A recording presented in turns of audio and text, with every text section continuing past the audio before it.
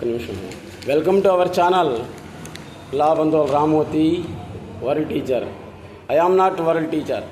World teachers are Sadguru Subrahmanyam, Swami Vivekananda, Ramakrishna Paramahamsa, Jiddu Krishnamurti extras. ఇప్పుడు మనం ఆధ్యాత్మిక విషయాలే కాకుండా సమాజంలో జరిగేటువంటి విషయాల గురించి కూడా చెప్పుకుంటుంటాం. నాడు నేడు అనే విషయం. అధ్యాపకులపై విద్యార్థులే ప్రస్తుత సమాజంలో ఎందుకని దాడి చేస్తున్నారు? తప్పు చేసినటువంటి పిల్లల్ని తల్లిదండ్రులే ఎందుకని సమర్థిస్తున్నారు? ఐకమత్యం లేకపోవడానికి, అవాంఛనీయ సంఘటనలు జరగడానికి అసలు కారణం ఏంటి అనే విషయాలు చెప్పుకుంటున్నాం. నొప్పింపక తానువ్వక తప్పించుకు తిరుగువాడు ధన్యుడు సుమతి అన్నాడు పద్యన. మరి ఆయన చెప్పినట్లు అంటనట్లుందామా? ఎవరి దారిని వాళ్ళు పోదామా? మరి పిల్లలు పాడైపోతారు. పోనీ పిల్లలు పాడైపోతారని వాళ్ళ మీద చిన్న చిన్న శిక్షలు విధించినట్లయితే మళ్ళీ ఇబ్బందిగా ఉంది. ప్రస్తుత పరిస్థితుల్లో విద్యా సంస్థలను నడపడం అనేటువంటిది చాలా కష్టంగా ఉంది. నాటి విద్యా విధానం ఎలా ఉండేది అంటే, గురువులకు పూర్తిగా హక్కులు ఇచ్చేటువంటి వాళ్ళు, తల్లిదండ్రులు కానీ రాజ్యాన్ని పరిపాలించే వాళ్ళు కానీ. అసలు హిందూ అనేటువంటి పదం దేశానికి సంబంధించింది, అది మతానికి సంబంధించింది కాదు. ఈ దేశంలో ఉండేటువంటి వాళ్ళందరూ కూడా హిందువులే. భిన్నత్వంలో ఏకత్వం హైందవ ధర్మం. జ్ఞానం కోసమే విద్య అనేటువంటిది. అప్పుడు సా విద్యాయా విముక్తయే విద్యయా అమృతమస్తుతే జ్ఞానేన సదృశం పవిత్రమిహ దృశ్యతే. అప్పుడు జ్ఞానం కోసం విద్య. మన దరిద్రం కొంది బ్రిటిష్ వాడు మనల్ని పరిపాలించాడు 200 సంవత్సరాల పైగా. అందువల్ల చదువుకునే దేనికంటే ఉద్యోగం కోసం, అంతే. అది ఏర్పడింది. ఇప్పుడు ఇంగ్లీష్ మీడియం నైతిక విలువలు మొత్తం పోయాయి. వేమన శతకం, సుమతి శతకం, దాశరథి శతకాలన్నీ కూడా అట్టడిగిపోయాయి.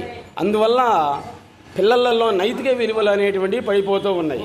పూర్వకాలంలో గురుకులాల్లో చేర్చగానే పిల్లలకి చదువు చెప్పరు, చేర్చగానే వ్యవసాయం నేర్పేటువంటి వాళ్ళు అన్నమాట. అంటే గురుకులానికి ఉన్నటువంటి పొలాలలో నీరు కట్టడం, కూరగాయలు పండించడం, ఆ విధంగా చేర్పేటువంటి వాళ్ళు. దానికి తట్టుకుంటేనే గురు సేవ, గురు శుశ్రూషయా విద్య, దానికి తట్టుకుంటేనే ఆ స్కూల్లో పాఠశాలలో ఉంచేవాళ్ళు, లేకపోతే ఇంటికి పంపించేవాళ్ళు. మరి ఇప్పుడు ఎల్కేజీ యూకేజీలో లక్షలు ఖర్చు చేస్తున్నారు. మరి నైతిక విలువలు లేవు. నైతిక విలువలు నేర్పుదామని చిన్న చిన్న శిక్షలు విధిస్తే మళ్ళీ వీళ్ళకే ఇబ్బందిగా ఉంది. పూర్వకాలంలో చిన్నతనంలోనే, అంటే 5-6 సంవత్సరాల్లోనే పిల్లల్ని తీసుకుపోయి గురుకులాల్లో చేర్చేటువంటి వాళ్ళు. వాడి ఇంటికి వచ్చేది ఎప్పుడు? మళ్ళీ 20-30 సంవత్సరాలకు వచ్చేది. తల్లిదండ్రులే మర్చిపోయేటువంటి వాళ్ళు. అంతవరకు వాడి యొక్క బాధ్యత మొత్తం కూడా ఆ గురుకులాలది. కఠినమైన శిక్షలు ఉండేటువంటి అన్నమాట. పేరెంట్స్ పోయి వాళ్ళ మీద పడేవాళ్ళు. ఎందుకు అబ్బాయిని కొట్టావు, అమ్మాయిని అడగరు ఎప్పుడు కూడా. పూర్తి హక్కులు ఇచ్చేవాళ్ళు అప్పుడు. ఇప్పుడు వచ్చేసరికి ఇంకెలా ఉందో మీకు తెలిసిందే పరిస్థితి.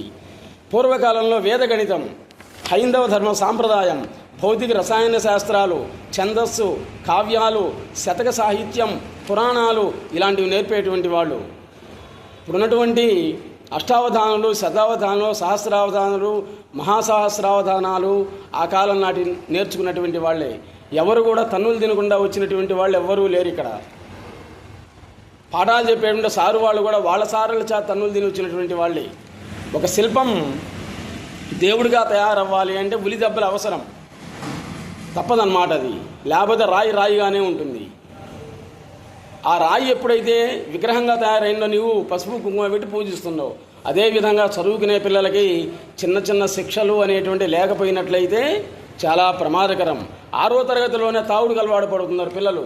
కొన్ని స్కూళ్ళల్లో తాగుడుకు అలవాటు పడుతున్నారు అన్నమాట. మరి తల్లిదండ్రులు ధృతరాష్ట్రుడి పాత్ర పోషిస్తున్నారు. మా అబ్బాయిని కొడితే ఏమన్నా అవుతాడో, మన్ని ఏమన్నా అవుతుందో, పుత్ర ప్రేమ, పుత్ర వాత్సల్యం. వాడిని తాగి స్కూల్కి వచ్చి టీచర్ల మీద ఎగబట్టడం, ఆడపిల్లల మీద ఎగబట్టడం, ఈ విధంగా చేయటం. వాడి మీద ఏమి శిక్ష తీసుకోవడానికి లేదు. కాబట్టి ఇవన్నీ కూడా పోవాలంటే ఏం చేయాలి అనేటువంటిది. ఇప్పటికీ కూడా పల్లెటూర్లలో ఉన్నారు. అప్పుడు పెద్ద బాల శిక్ష, చిన్న బాల శిక్ష, వేదగణితం చదువుకున్నటువంటి వాళ్ళు ఇప్పటికి కూడా ఉన్నారు పల్లెటూర్లలో. నీ ఇష్టం, ఏ బారు వడ్డీ అయినా, చక్కెర అయినా, భాగింపైనా, హిజ్జింపైనా ఒక్క నిమిషంలో చెప్తారు. ఇప్పుడు ఎంఎస్సి గణితం, మ్యాథమెటిక్స్ అయినా కానీ ఒక బారు వడ్డీ, చక్కెర వడ్డీ చెప్పాలి అంటే క్యాలిక్యులేటర్ నొక్కాల్సి వస్తుంది. అంటే మైండ్తో పనిచేయకుండా పోయిందన్నమాట. వేదగణితం కాస్త పోయింది. ఇది పేపరు పెన్నుతో అవసరం లేని పరిస్థితి వస్తున్నది. ఇంకా ముందు అసలు ఉండవేమో ఈ పేపరు పెన్ను కూడా. కాబట్టి పాశ్చాత్య విధానం వేరు. వాడికి డబ్బు ఉంటే చాలు, మిగిలిన అవసరం లే. మంది వేరు. నీలో ఎంత డబ్బున్నా కానీ చదువున్నా కానీ మోరల్ వాల్యూస్ లేకపోయినట్లయితే ప్రమాదం. ఆ మోరల్ వాల్యూస్ ఉండాలి అంటే తప్పనిసరిగా పిల్లలకి విద్యా విధానంలో విద్యలో ఈ శతక సాహిత్యం అనేటువంటిది తప్పనిసరిగా ఉండాలి. పుత్రమాత్సర్యం చేత ధృతరాష్ట్రుడు దుర్యోధనుడి జీవితం నాశనం చేశాడు. అదేవిధంగా ఇప్పుడు కూడా కొంతమంది పాపం అజ్ఞానంతో పేరెంట్స్ మా అబ్బాయిని కొట్టాడు కాబట్టి అని స్కూల్ మీద ఎగబట్టడం, ఫర్నిచర్ని పాడు చేయటం, ఆ టీచర్లనే కొట్టడం, ఈ విధంగా జరుగుతూ ఉన్నాయి. ఆ రాయచోటిలో పాపం టీచర్ని స్కూల్ పిల్లలు 6వ తరగతి పిల్లలు చంపేశారు. ఎందుకని? వాడు తాగొచ్చాడు క్లాస్కి, ఓ దెబ్బ కొట్టాడు. మరి ఆ పిల్లలకి ఎటువంటి శిక్ష లేదు. పాపం ఆయన భార్య పిల్లలు రోడ్డును పడ్డారు. పిల్లలకి ఎటువంటి శిక్ష లేదు. కాబట్టి ఇదంతా పోవాలంటే ఒకే ఒక్క మార్గం, మేనేజ్మెంట్కి పూర్తి హక్కు అనేటువంటిది ఇవ్వాలి. స్కూల్లో కానీ కాలేజీలో పిల్లవాడిని చేర్చిన తర్వాత వాడి మీద హక్కు మొత్తం ఆ స్కూలు కాలేజీ మేనేజ్మెంట్కే ఇవ్వాలి. వాళ్ళకి తెలుసు మేనేజ్మెంట్కి పిల్లల దగ్గర లక్షలు తీసుకున్నప్పుడు పిల్లల జీవితాలు బాగుపడాలనే వాళ్ళు కోరుకునేది. వాళ్ళు నిరంతరం అహోరాత్రులు కూడా పాపం నిద్రాహారాలు ఉండవు వాళ్ళకి మేనేజ్మెంట్కి. ఎవరి నుండి ఎటువంటి ఇబ్బంది వస్తుందనేటువంటి ఆలోచన. కాబట్టి వాళ్ళకి తెలుసు ఎవరు ఎట్లాంటి వాళ్ళు, ఎవరి తప్పు అనేది. టీచర్లు తప్పు ఉంటే వాళ్ళని సమర్థించరు, పంపిస్తారు అంతే. వీళ్ళ తప్పు ఉంటే వీళ్ళని కూడా ఉంటాయి. కాబట్టి మా అబ్బాయిని కొట్టాడు, మా అమ్మాయిని కొట్టాడు, తిట్టాడు అని మీరు స్కూళ్ళ మీద, కాలేజీ మీద, టీచర్ల మీద వచ్చినట్లయితే అది ఎవరికి ప్రమాదం అంటే మీకే ప్రమాదం, మీ పిల్లలకే ప్రమాదం. అది మీ పిల్లల జీవితాన్ని మీరు నాశనం చేసినట్లే అవుతుంది. ధృతరాష్ట్రుడు దుర్యోధనుడు జీవితాన్ని నాశనం చేసినట్లే అవుతుందన్నమాట. ఇదంతా పోవాలంటే ఏం జరగాలంటే ఒకటే ఒక మార్గం. ఇప్పుడు హాస్పిటల్ల ముందు గవర్నమెంట్ వాళ్ళు బోర్డులు పెట్టారు కదా, ఏమని? ఏవైనా వైద్యం వికటించినట్లయితే హాస్పిటల్ ఫర్నిచర్ కానీ వైద్యుల మీద కానీ దాడి చేయకూడదు, ఆ విధంగా చేస్తే కఠిన శిక్ష అన్నారు.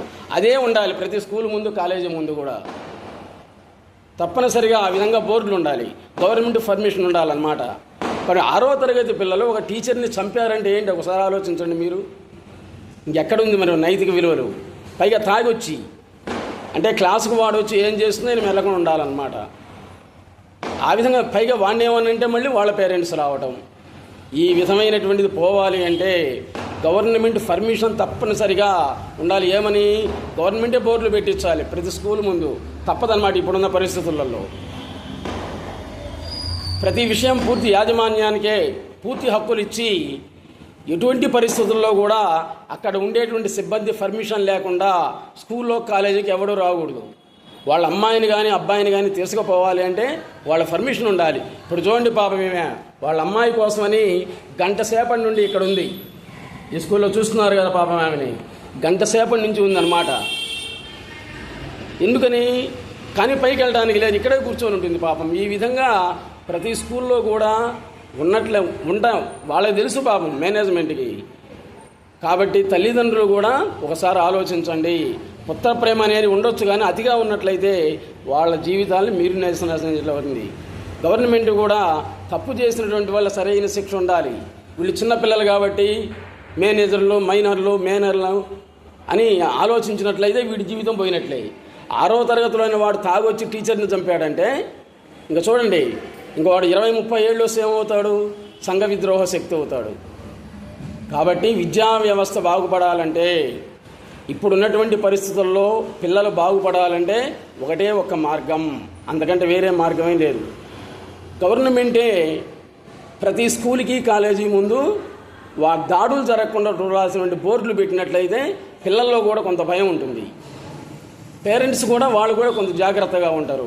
ఈ విధంగా చేసినట్లయితే విద్యా వ్యవస్థ బాగుపడుతుంది, పిల్లలు బాగుపడతారు. ఈయన అహోబల పండితుడు, ఈయన ఎంతో చిన్నప్పుడు టీచర్ల చేత ఎన్నో తన్నులు తిన్నటువంటి వాడు, మన వినుకొండవాడే. మరి అటువంటి వాడు వీడు పెద్ద కవీశ్వరుడు అయ్యాడు. ఆయన కొట్టినప్పుడు, తిట్టినప్పుడు వాళ్ళ అమ్మా నాన్న వాళ్ళు వచ్చి ఎగబడలే. మరి ఈరోజు ఆయన ఇంత గొప్పవాడయ్యారు. అహోబల పండితీయమే రాశాడు. ఇటువంటి మహాకవులు ఎంతోమంది మన వినుకొండలో ఉన్నారు అంటే ఆ రోజు వాళ్ళు టీచర్ల చేత తిట్లు, తన్నులు తిని వచ్చారు. టీచర్ ఎప్పుడు కూడా తన స్టూడెంట్ తనకంటే గొప్పవాడు కావాలని కోరుకుంటాడనమాట. పుత్రాదిచ్చేత్ పరాజయం. ఎప్పుడు కూడా టీచర్ పిల్లవాడిని కావాలని శత్రుత్వంగా చూడడు. ఆ విధంగా చూసేవాడు టీచరే కాదు, అది శత్రువులుగా చూడరు, తన పిల్లల్లాగా చూస్తాడు. ఏమైనా తప్పులు చేసినట్లే తన పిల్లల్ని శిక్షించినట్లే శిక్షిస్తాడు. కాబట్టి పిల్లల యొక్క తల్లిదండ్రులు కూడా ప్రతిదానికి కూడా పోయి వాళ్ళ మీద ఎగబడకుండా ఉంటే మీ పిల్లల జీవితాలు బాగుపడతాయి. వాళ్ళదేం పోయింది ఇది కాకపోతే ఇంకోటి అనుకుంటారు, వెళ్ళిపోతారు. ఇంకో కాలేజీ ఇంకో స్కూల్ అనుకున్నాడు. కానీ వీడి పరిస్థితి ఏంటి? చిట్ట చివరికి సంఘ విద్రోహ శక్తిగా తయారయ్యి చిట్ట చివరికి మన మీదనే ఎగబడతాడు అన్నమాట. అది ఏ పుత్ర ప్రేమ అయితే మనం చూపించామో అదే మనకు ప్రమాదకరం అవుతుంది. కాబట్టి ఇప్పుడున్నటువంటి పరిస్థితుల్లో తప్పనిసరిగా శతక సాహిత్యం అనేటువంటిది ఉండాలి. తప్పు చేసినటువంటి వాడికి పిల్లవాడైనా కానీ, వాడు 6వ తరగతి అయినా 7వ తరగతి అయినా కానీ వాడికి భయము, భక్తి, శ్రద్ధ ఉండాలి. అంటే ఈ విధమైనటువంటి బోర్డులు అనేటువంటి పెడితే కొంతైనా కానీ పూర్తిగా కాదు, పోయేవాడు ఎట్లా పోతాడు, కొంతైనా బాగుపడతారనమాట. అది మన వీడియోలన్నీ కూడా ఆధ్యాత్మిక సంబంధించినటువంటివి, నైతిక విలువలకు సంబంధించినటువంటివి. కాబట్టి సాయంత్రం పూట నిద్రించే సమయంలో కానీ లేదా ఉదయాన్నే 6:30 కానీ చూడి జ్ఞాన ప్రసూలాన్ని శిరస్సున ధరించండి. Subscribe our channel Ullapantula Ramamurthy world teacher.